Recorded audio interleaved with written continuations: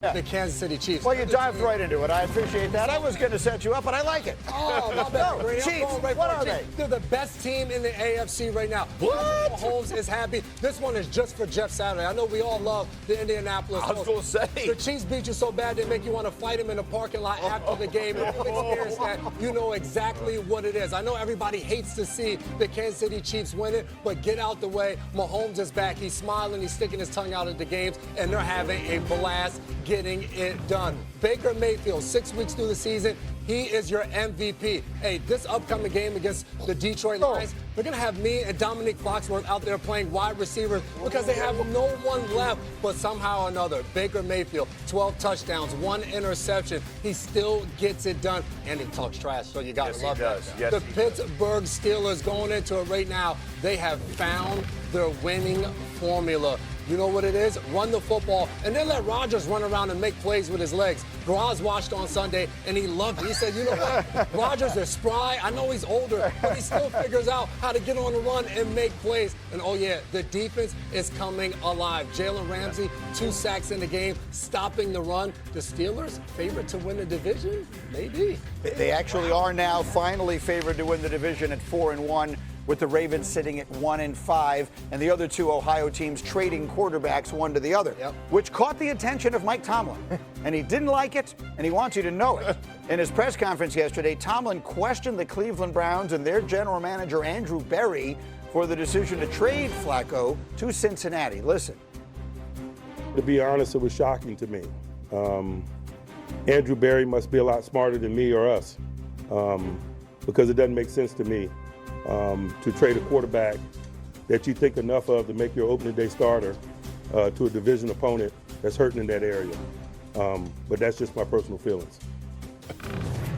I love it. I love it. My favorite tenure is awesome. He took the group chat to the public. Yeah. You must say whatever you want. My favorite part is full name. They could have went on Andrew Berry on a lot more than that. He just waited until it was the Flacco thing. But you know what happened? Like it was last year that when they were playing the Colts and he told them, make sure you don't knock AR out of the game. I don't want to see Flacco. Flacco comes in and beats them. And so he's got he's seen some Flacco days where they come back. He's salty at Andrew for making that trade in the division. I love the old school mentality. Yeah, I think he does understand exactly what's going on, and that's why he doesn't like it. He feels like... What is it? What is going on? I mean, he feels like the Bengals got a little bit better, and the Browns don't care about what happens in the division this season. So they're like, all right, let me get some picks, whatever, and don't make my team. He wanted to go up against Jake Browning, and now he's got Joe Flacco. And you got him twice in the next few weeks. Yeah. So, yeah, if you're concerned about Flacco, then, yeah, I can understand being ticked off. And for Andrew Berry and the Browns, they're looking at it like you said, Nick, you got a draft pick, and they're also looking at it as, you know what, for the Cincinnati Bengals, we don't want you to end up with the #1 pick. We're going to give you Joe Flacco. He'll be just good enough to win a game or two. Now you end up picking in the teams, and we're actually helping our team for the future. We don't give a damn about the Pittsburgh Steelers and how it impacts them. We hate everybody in the division. And there's nothing wrong with that. It's not his job to worry about how it impacts anybody. I don't even think it was even that nefarious. I think it's like, we're done with this guy. Someone's offering us something. We're going to take it. Yeah. Like, that's it. Like they weren't going to play Flacco the rest of the year. Let's go back to the beginning part. Yeah. Are the Pittsburgh Steelers going to win that division? I mean, the rules say somebody has to. Right. Like, that's in the rules. So, look, I don't. It hurts them. Yeah, I mean, at this point, you'd have to say yes. But, like, get back. If the Bengals beat them Thursday night, like, are all bets off? Do the Ravens have a softer schedule coming up and get their quarterback back healthy? I mean, it's not over. We've seen the Steelers start out hot and fade. That wouldn't be the first time it's ever happened. So they're the only ones, really, that things have gone well for so far in that division. Yeah, no, I think I would lean towards the Steelers. However, like the Ravens defense, without getting the people back, played a little bit better, honestly, a lot better against this Rams team. If Lamar comes back and that offense goes back to scoring 30 points and has It's a lot of ifs. It's one if. It's one if. If the defense keeps playing good, if Lamar comes back, plays good, if they score 30 points a game, you can't group them all together. If Lamar comes back, they score 30 points. Oh, okay. That's not an if. Okay, you combine it. I got it. The reality is when you're 1-5, you need a lot of ifs to fall your way. Their schedule, the Ravens' schedule, in theory, does look manageable, and they get 2 cracks at Pittsburgh, so they will have their opportunity to climb back into it. But the Steelers are now the favorites to win that division. Okay, time for carbs.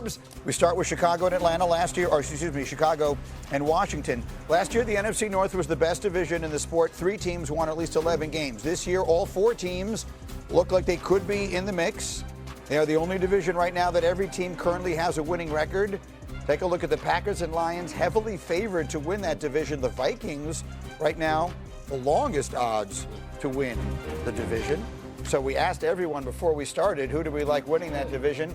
And I see it split between Detroit and Green Bay, which is probably not a surprise. Jeffrey. Yeah, I just like the Lions. I think ultimately this team's going to get healthy on the back end of their defense. They're going to be better. This is a tough-minded football team who is extremely explosive.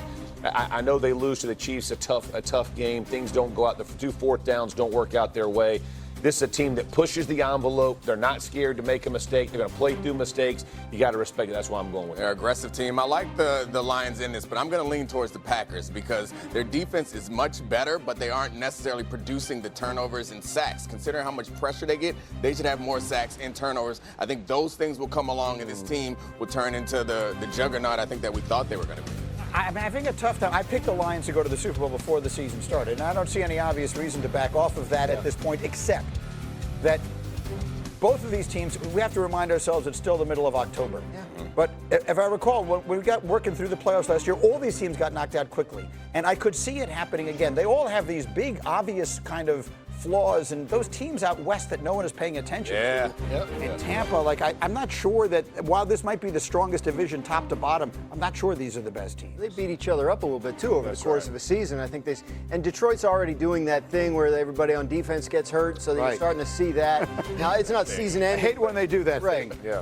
To me, it's a coin flip. I think the Packers, a young team that has reason to believe it'll get better as the season goes along. So that was what broke the tie for me. But looking at this graphic, I think my only thing I can say is congratulations to the Bears on your division. Or the Vikings. Yeah. I mean, everyone is discounting the Vikings. The Vikings is the only one in that division that has a question mark at the quarterback position. That's the reason I think that they're last. Do they think they have a question mark? Like I think they think they have J.J. McCarthy. Guys played 2 games. Like they can't possibly know, even if they believe that he's the guy. I get that. All I'm saying is that when we came in here 5 weeks ago today, or whenever it was the morning after the first Monday night game, we thought that J.J. McCarthy's the offensive player of the week, and the Bears are the ones that have the question marks. And here we are. Offensive player of the week with 160 passing yards. I get it, but it was the great fourth quarter. Yes, and I do think they believe they have their guy.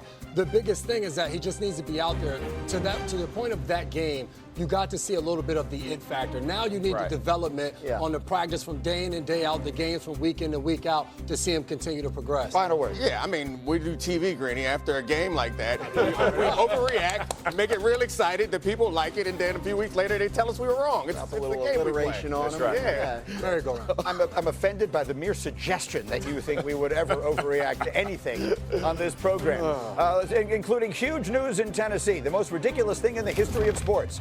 That's meant to be a funny overreaction. First firing of the NFL season. Titans saying goodbye to Brian Callahan 6 games into his second year.